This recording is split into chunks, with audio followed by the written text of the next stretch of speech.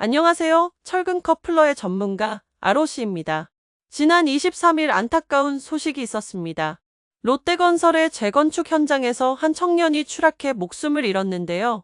고용노동부는 중대재해법 위반을 확인하기 위한 조사에 들어갔습니다. 사실 롯데건설은 중대재해 사후 감독의 첫 사례격인 회사입니다. 지난 2월에도 롯데건설 현장에서 근로자가 사망해 위험성 평가를 점검한 바 있습니다. 위험성 평가는 현장의 위험 요인을 파악해 개선책을 세우는 제도입니다. 정부로서는 위험성 평가 제도의 실효성을 증명해야 정책 실행에 탄력을 얻을 수 있습니다. 그런데 정부의 기대와 달리 위험성 평가를 점검한 업체에서 다시 큰 사고가 발생한 것입니다. 중대재해처벌법은 이제 2년차에 접어들었습니다. 과연 효과가 있었을까요? 우선 전체적으로 보면 중대재해 사망자 수는 줄었습니다. 2022년의 자료를 보면 이전에 보다 전체 사망자 수가 39명 감소했습니다. 이를 근거로 중대재해법이 효과가 있다는 의견도 있습니다. 그런데 이를 그대로 받아들이기에는 무리가 있습니다.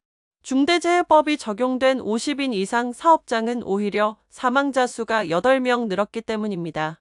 오히려 이 법이 적용이 안 되는 50인 미만 사업장에서 사망자 수가 47명 줄었습니다. 그렇다면 이제 중대재해법 적용 사업장에 한정해서 2023년의 자료를 살펴보겠습니다. 2022년 1분기의 사망자 수는 68명이었습니다. 그런데 올해 1분기 사망자 수는 49명으로 27.9% 감소했습니다. 그런데 건설업은 오히려 사망자 수가 16% 늘어난 29건이었습니다. 또한 중대재해법 적용을 받지 않는 50억 미만 사업장의 사망자 수는 전년 동기 대비 변화가 없었습니다. 종합해 볼 때 아직까지는 중대재해법의 효과를 판단하기에는 이른 감이 있는 것 같습니다. 중대재해법이 가져온 다른 현상들도 있습니다. 경영주들의 공포심을 이용해 각종 인증 마케팅들이 난립하고 있습니다. 인터넷에 관련 키워드를 쳐보면 수많은 업체들이 나옵니다. 안전에 관련한 대표적인 인증은 ISO 45001입니다. 물론 이런 인증을 갖추는 것은 기업의 신인도를 향상시키고 안전 문화를 정착시키는 데 도움이 될 수 있습니다. 문제는 인증 자체가 면피가 될 수는 없다는 것입니다.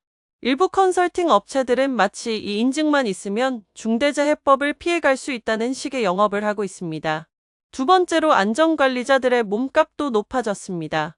중대재해법과 같은 안전 규정 강화로 현장의 안전관리자들이 바빠졌습니다. 규정이 처벌의 중심을 두다 보니 처벌을 피하기 위한 서류 업무가 우선시되고 있는 실정입니다.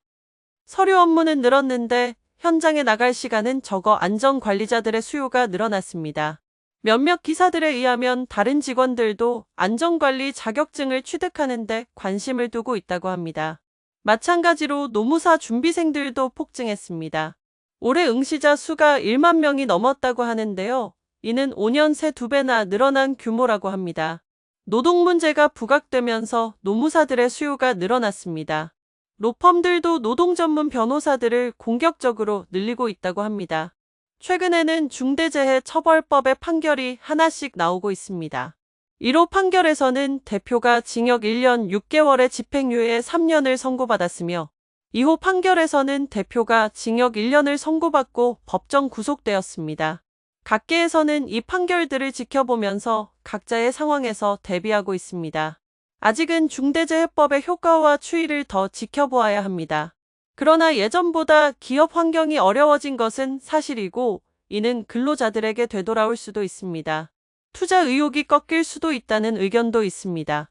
중대재해처벌법이 아닌 중대재해방지법이 되어야 한다는 의견이 있는데 이는 참 적절해 보입니다. 시청해 주셔서 감사합니다. 아로시였습니다.